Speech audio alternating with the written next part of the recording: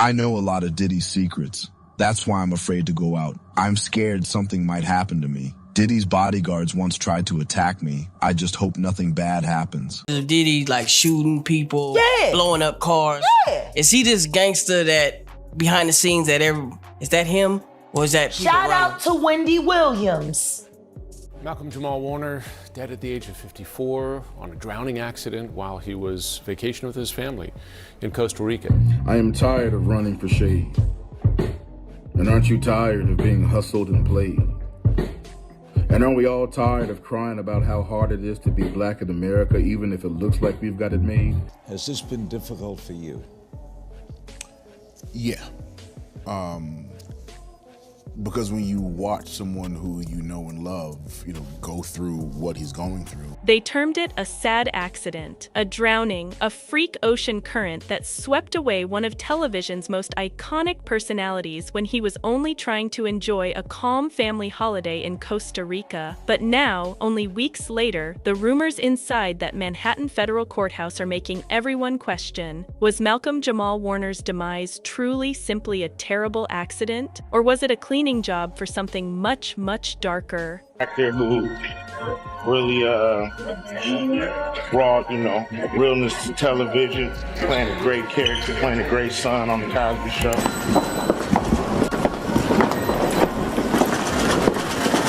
Because here's where things become chilly. New charges from within the Diddy trial have opened open a Pandora's box, and Warner's name is now being floated in the unlikeliest and most dangerous context. The same circle of elite business gatekeepers tied to Diddy's so-called social empire. Warner had reportedly crossed paths with them, and not in a handshake at the Grammys type of manner. We're chatting softly, intertwined, maybe even threatening to divulge something. And then he drowned alone in open sea with just one unnamed guy who attempted to rescue him, and has since gone strangely quiet. Right now, it's a moment of extreme gratitude. There are people showing up for me in a way that makes me a little emotional. And I don't need to talk about, what the thing is, but people are showing up for me. And not that I should be surprised, because these particular people would be people who would show up for me, because that's just the kind of people they are. But it still doesn't negate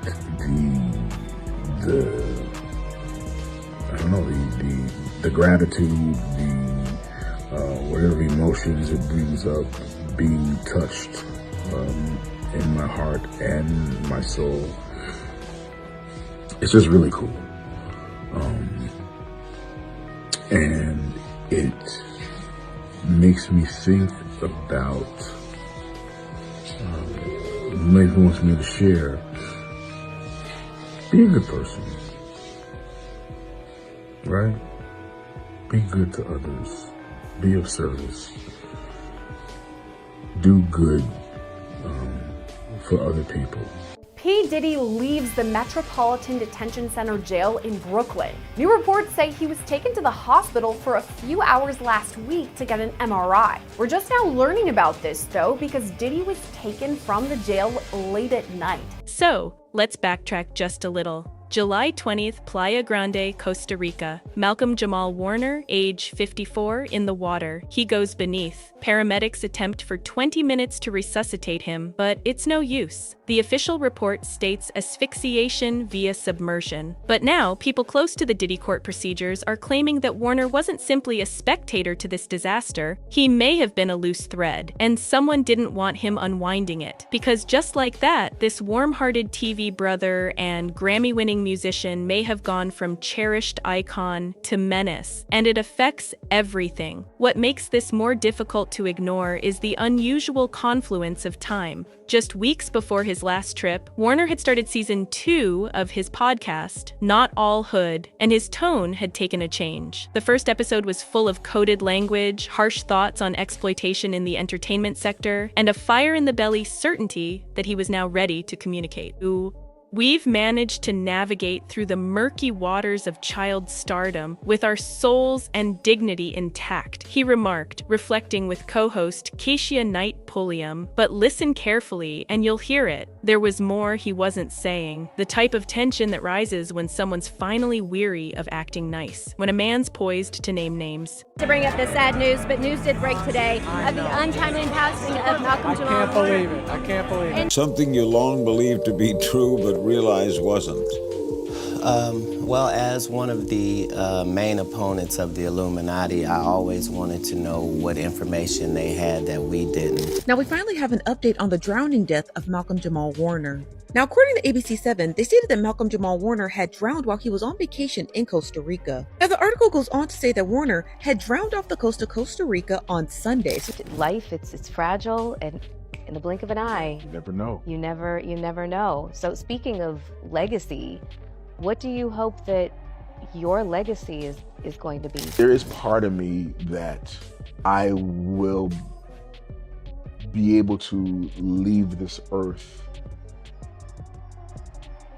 knowing and people knowing that I was a good person.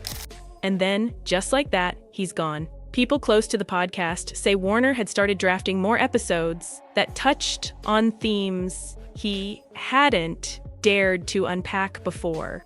How young talents get mentored into silence. How certain powerful figures keep entire careers hostage, and how even Emmy-nominated actors like himself had watched friends fall into carefully orchestrated traps. The podcast had only just started peeling back the shiny sheen when Warner plunged into that water. Could that podcast have made him a target? Because if you ask 3 separate insiders from the late 90s SNBC scene about Warner's ties to the music business, you'll get the same raised eyebrow. One of them, a former road manager for an LA business, believes Warner was there at more than one event at Diddy's Los Angeles ranch back in the early 2000s. Not as a regular, but enough to observe. He saw what went down. He didn't interact, but he saw, the source said. Another veteran from the BET production side alleges Warner had privately stated his displeasure with what he dubbed weaponized mentorship,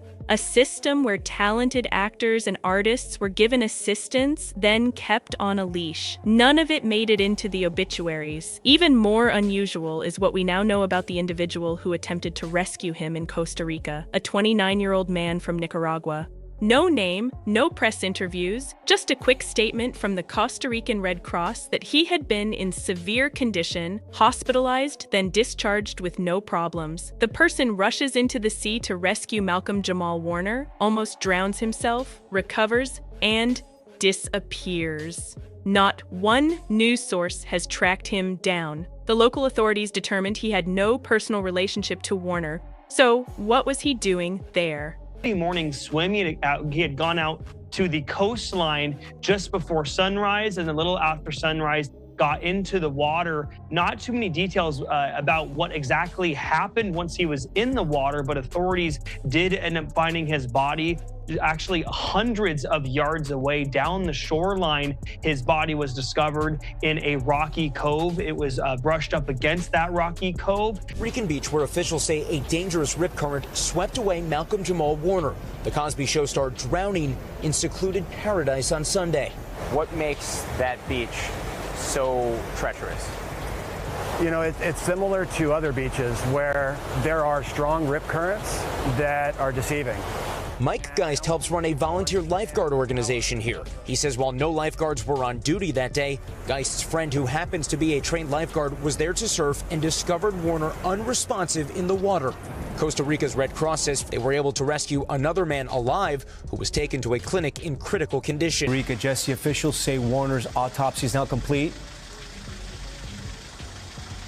It was completed this morning, according to authorities, Tom, and they say that it confirmed that Warner's drowning death was, in fact, an accident. Here's what stings. No one appears to be asking the correct questions. The Costa Rican Red Cross pronounced Warner deceased at the scene after 20 minutes of CPR, but eyewitnesses, people who work near Playa Grande, have now informed reporters that the unnamed guy was already in the ocean when the commotion erupted. He wasn't a bystander rushing in. in following shouts. He was swimming close, observing, maybe even waiting. It's a totally different narrative, and it becomes creepier when you consider how silent Diddy's group has been since Warner's name began cropping up in courtroom murmurs. No denial, no explanation, just quiet. The type of quiet that just tightens the noose, particularly when this whole freakout trial is pushing jurors and media to face the thought that whole careers were managed, bent, or shattered in those restricted secret rooms. If Warner observed anything personally, he would have been both a burden and a symbol. A guy with integrity, family values, and a podcast mic.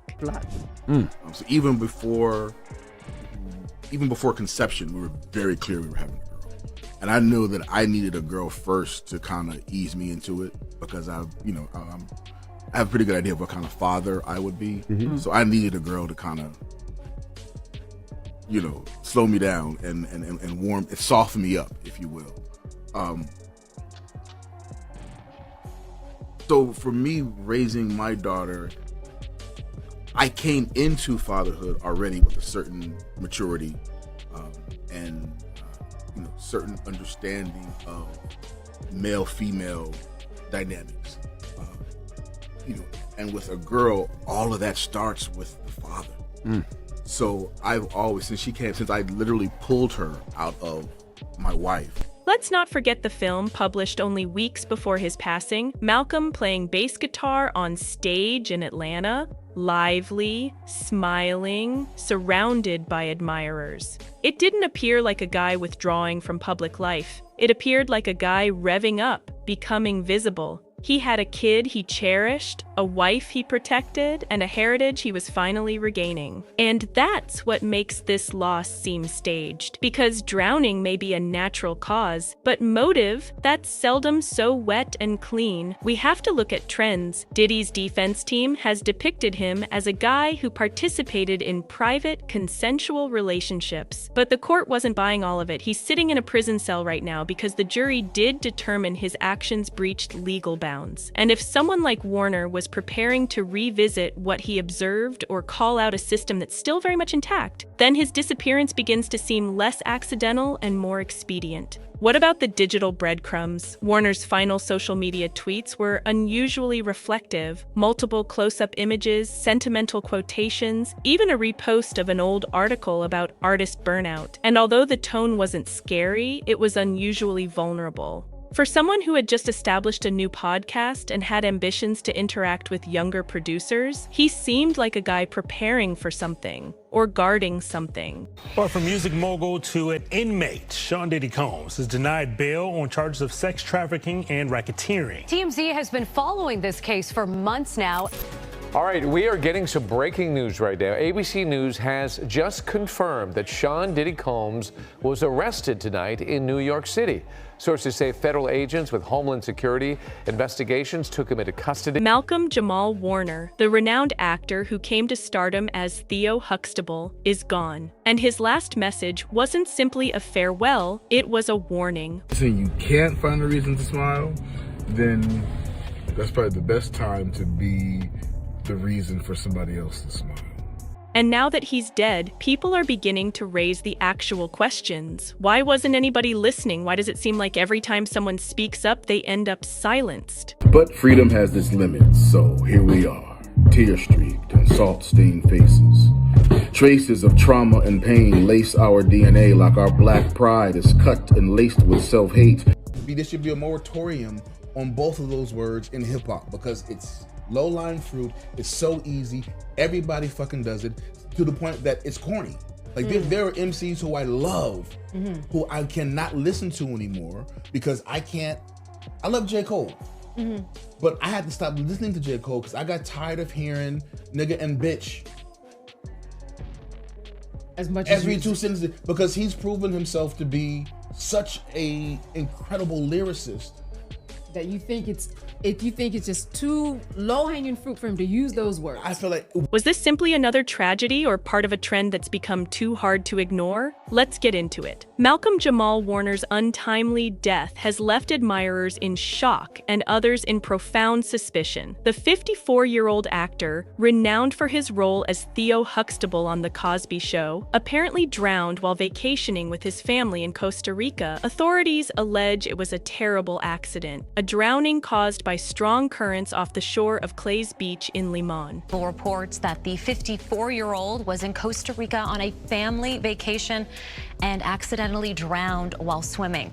The Associated Press said that local police first indicated that Warner was saved by individuals on the beach, but first responders from Costa Rica's Red Cross discovered him without vital signs, and he was transferred to the morgue. But the tale doesn't sit well with everyone. The time, the circumstances, and most alarmingly, the note he left behind only days before his death, all of it seems too weird to ignore. Warner wasn't simply on vacation. He was on a mission, a quest to speak the truth. Can you tell me the fate of a people who consciously take the bait and embrace the very traits placed upon them by their captors, who by design are inclined to keep them believing they're second rate? I'll wait. In the penultimate episode of his podcast, Not All Hood, broadcast just 2 days before his dying, Warner delivered what fans are now calling his goodbye message in disguise. And what he talked about wasn't lighthearted or surface level. It was raw, urgent, and extremely personal. Warner reminisced on a recent interaction he had with spoken word artist Tamika Georgia Mee Harper, who contested his podcast's title. When he informed her it was named Not All Hood, she instantly interjected, "Ain't nothing wrong with the hood." That short reply took Warner down a spiral of introspection. He discovered that the media has long peddled one version of Black culture, the hood story, while disregarding the complexity, subtlety, and force behind it. You know, the reason for the title is combating the narrative of Black life, Black culture that the media focuses on. He wasn't distancing himself from the ghetto. He was calling out the system that abuses and misunderstands it. In his own words, the hood side ultimately, historically, is what has always created American culture. That's not simply a cultural observation. That's a brazen reality about appropriation, invisibility, and stolen history. A reality Hollywood has spent decades attempting to suppress. But Warner didn't stop there. He also got personal about how his opinions on phrases like Black excellence developed. Once dubious of the word because of its relationship to fame and money, Warner said a talk about Black troops being deleted from Arlington National Cemetery's historical records altered his mind. Black survival in and of itself is Black excellence, he declared. Not fame, not prizes, not money. We're not all hood. The Black community is not a monolith.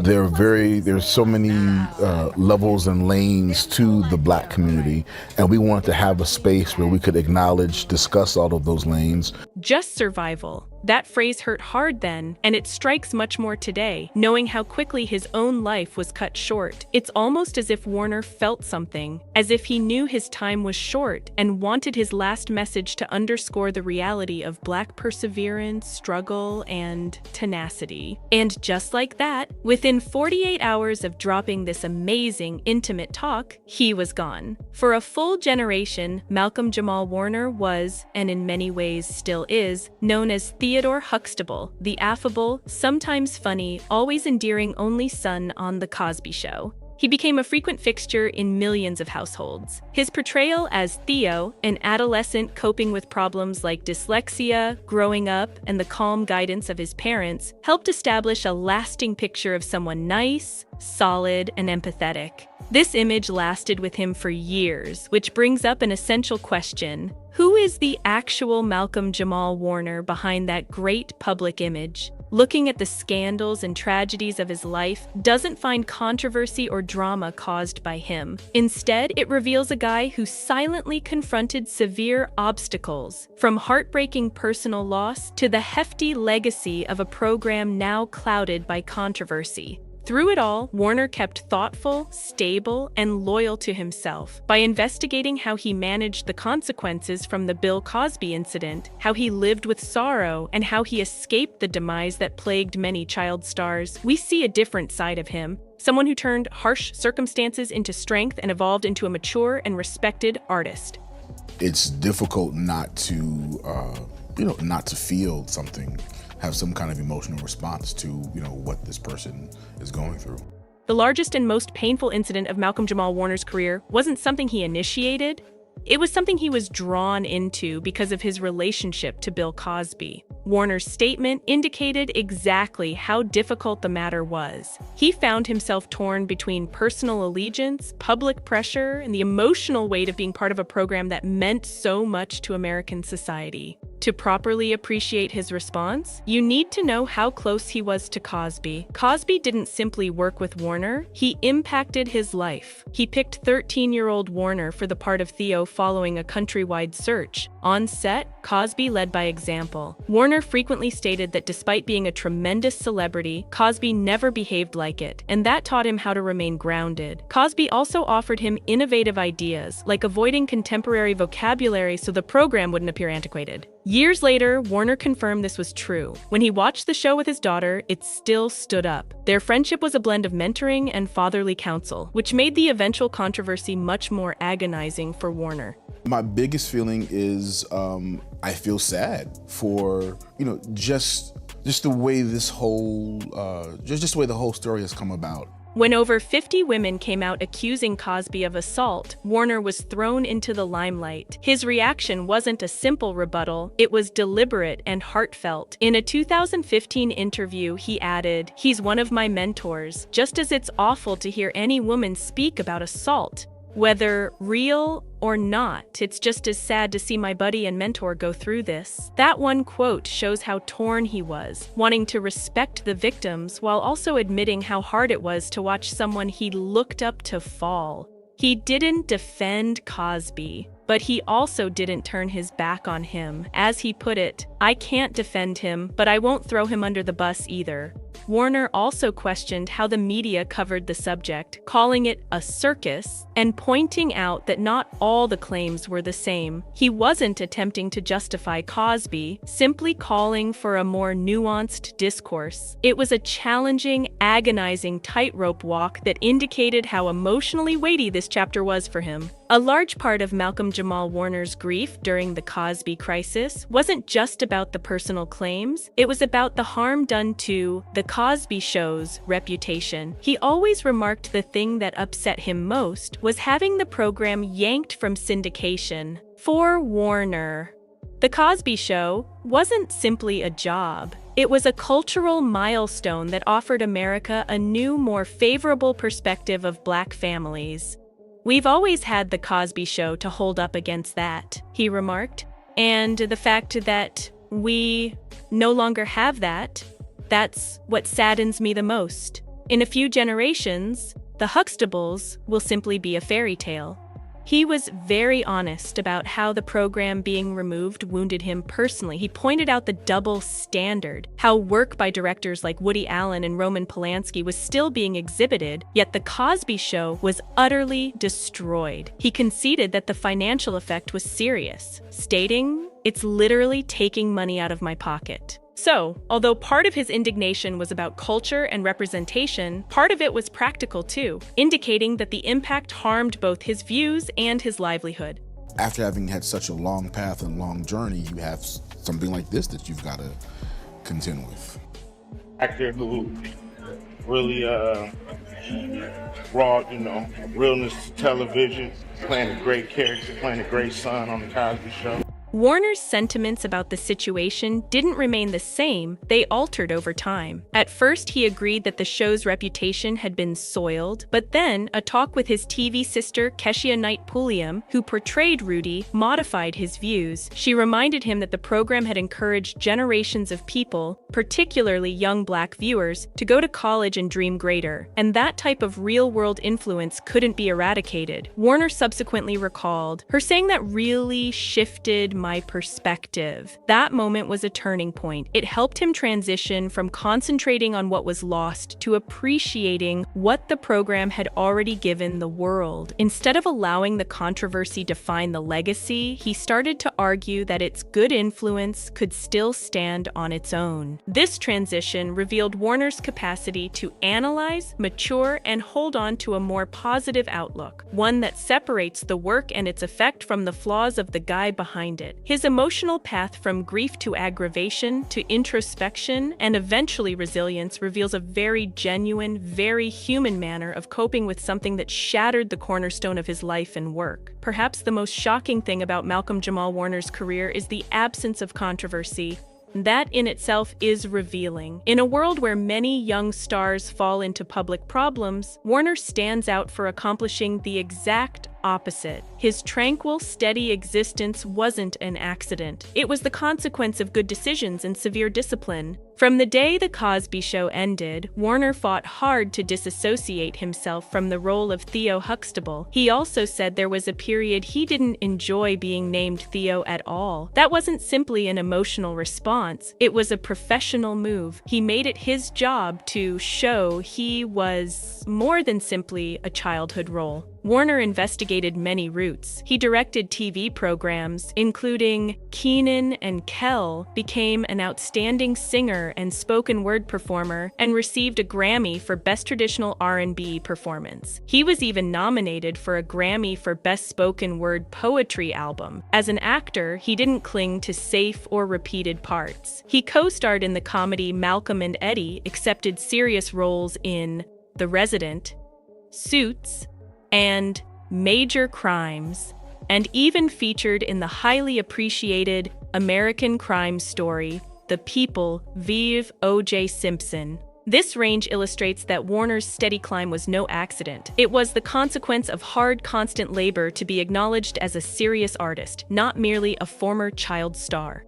They were tired. They were tired of me fighting with the writers. What makes Warner's narrative even more astounding is what's lacking. While many of his friends ended themselves in legal difficulties, addiction, or media controversies, Warner has remained free. He thanks his mother, Pamela, who supervised his career and gave him a strong sense of discipline early on. And even back in the 80s, Warner was spreading good messaging long before it was mainstream. In his 1988 book, Theo and Me Growing Up Okay, he provided advice to young followers on keeping away from drugs and making healthy choices. That book wasn't about celebrity, it was about duty. This absence of controversy says a lot. Warner didn't simply survive kid fame, he researched what went wrong for others and crafted a life geared to avoid those same pitfalls. His artistic evolution also offers a remarkable tale. His early advice book was still related directly to his TV celebrity, but as he became older, his writing became deeper and more socially conscious. His Grammy-nominated spoken word album, Hiding in Plain View, and his 2017 short film, You Can't Hear Me, explored important subjects including mass imprisonment, racism, and immigration. These were not surface-level initiatives. They were steeped in political and personal consciousness that had been influenced early on by his father, who had him read Black luminaries like Langston Hughes as a boy. Warner's transition from kid celebrity to contemplative artist is no fluke. It's a clear illustration of what occurs when talent meets purpose. When someone resolves to develop on their own terms, no matter what the spotlight demands. Beyond the professional problems of the Cosby controversy, some of the most defining incidents in Malcolm-Jamal Warner's life were personal, private heartbreaks that silently impacted how he regarded love, celebrity, and privacy. These weren't public conflicts, but intensely emotional encounters that left lasting traces on his life and attitude. One of the most major catastrophes happened in his early adulthood, the loss of Michelle Thomas, his former lover and Cosby Show co-star who portrayed Justine, Theo's on-screen love interest. Though their sexual engagement ended in 1994, they remained extraordinarily close. In 1997, Thomas was diagnosed with a rare and severe stomach cancer. When she died tragically in December 1998, at barely 30 years old, Warner Warner was allegedly at her side. Losing someone so young, someone who had shared both the limelight and a close relationship with him, was a terrible brush with death, and he handled it far from the public eye, with calm elegance and serious meditation. It's a loss that certainly helped define his calm, analytical, and serious attitude on life and love. I myself that no matter what's going on, there's always a reason to smile. Like if you just take a minute to stop and take stock, I guarantee you can find at least one reason to smile. Years later, Warner found himself in a completely different type of relationship, one that played out under the glaring glare of public scrutiny. From 2011 until 2013, he was in a high-profile affair with actress Regina King. The two had known one other since their adolescent stardom days in the 80s and even lived together, but their split in 2013 came quickly and became a huge issue in the media. Tabloids said that Warner had abruptly requested King and her kid to move out. The tale grew even more dramatic when King subsequently stated in a 2015 interview that he had broken up with her on Valentine's Day, only to send flowers thereafter with a message that said, "I still love you." She said she tossed the flowers away. That devastating, very public split was a dramatic contrast to the private, quiet anguish he had experienced with Michelle Thomas. While the first loss enhanced his respect for actual connection, the second grief appeared to drive him toward a strict boundary when it came to discussing his personal life. After the Regina King separation, Warner remained exceedingly discreet about his relationships, seldom revealing them in interviews or on social media. Together, these two life events taught him profound lessons: how delicate and precious love can be, and how terrible it can become when transformed into public spectacle. One loss was a private tragedy that deepened his emotional depth. The other was a public trauma that emphasized his desire to defend his peace. These teachings helped build the grounded, intelligent guy Warner would finally become. Fans are increasingly connecting the dots, and the pattern is becoming difficult to ignore. It appears that every time a black celebrity starts to peel back the layers, tries to speak with honesty, confront the system, or reclaim the narrative, tragedy happens. Warner, much like others before him, was going into a new chapter. He wasn't simply ruminating on the past, he was reinventing the future. Via his podcast, he had developed a safe environment to examine the complexities of Black identity, one that wasn't filtered via Hollywood's shiny, sterilized lens. And that opening, as little as it may have looked, was perilous to the established. And we still think it's dope. Just like the music we're programmed to celebrate. Deceiving. Mike Geist helps run a volunteer lifeguard organization here. He says while no lifeguards were on duty that day, Geist's friend, who happens to be a trained lifeguard, was there to surf and discovered Warner unresponsive in the water. You know, the first thing that they do is they bring him to the surface and give the emergency respirations. Right there In the water on the surfboard. And when he didn't respond to that, my friend rapidly took him into the beach and they immediately began CPR. Meanwhile, Keisha Knight Pulliam, his longtime friend and podcast co-host, stated in her tribute that Warner was an angel and that she pledged to care after their kids, a reference to their daughters who had grown close. But in another Instagram post, she added, "I've just needed a moment." Some admirers online now feel the phrase had a double meaning. Was she rattled by more than grief? Was she attempting to digest a reality that doesn't fit up with the official narrative? I want to start with alleged victim number 4, who goes by the name Mia. It's an alias. She is one of the people who is testifying where the judge has granted her anonymity. She is on the stand, but everybody in the courtroom has been warned. Do not reveal her identity. Do not even give a physical description of her. One terrifying Reddit post alleges a production assistant who worked with Warner in early June stated he talked about feeling monitored and that he was worried about a few industry figures emerging. That post was erased within 24 hours, but screenshots survive. And the assistant reportedly cited one of Diddy's old business partners as someone who attempted to contact Warner out of the blue earlier this summer, someone who had previously promised to arrange him a big-budget comeback. That comeback never arrived. There's a growing feeling that Warner may have known too much, remained quiet for too long, and ultimately chose to speak. But if that's true, he never had the opportunity. Whether the courtroom murmurs prove anything tangible or not, they've already done one thing. They've broken the illusion. Because now we can't unsee the links, the coincidences, the timing. Warner didn't live like a man in terror, but he died under circumstances that warrant inquiry, and yet no one has publicly identified the savior. No interview, no picture, just a quiet discharge from a small hospital and a blank area where a face should be. I'm sorry, I'm just I'm in this moment right now. This is crazy. Sorry. People don't really know how much what it does to you when something that you love is taken from you and thrown away like it don't even matter, and then they move on with their lives and you're stuck. You're stuck during those years. You're still stuck 21 years later.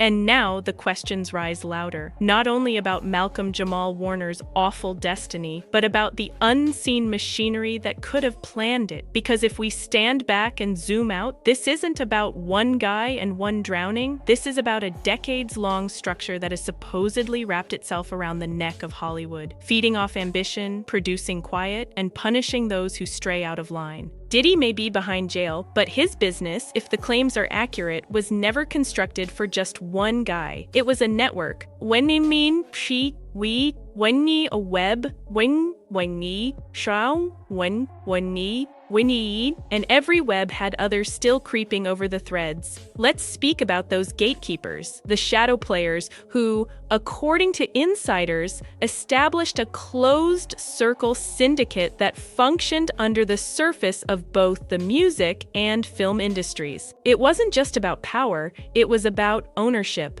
Young talents weren't simply coached, they were cultivated. And soon, they were within the circle, the doors silently sealed behind them. Names that haven't yet been dragged into court papers are whispered on the sides of film shoots, red carpets, and Grammy rehearsals. If Warner ever attempted to enter one of those doors, particularly with a live mic in his hand and a podcast gathering speed, then his absence becomes more than a coincidence. It becomes strategic.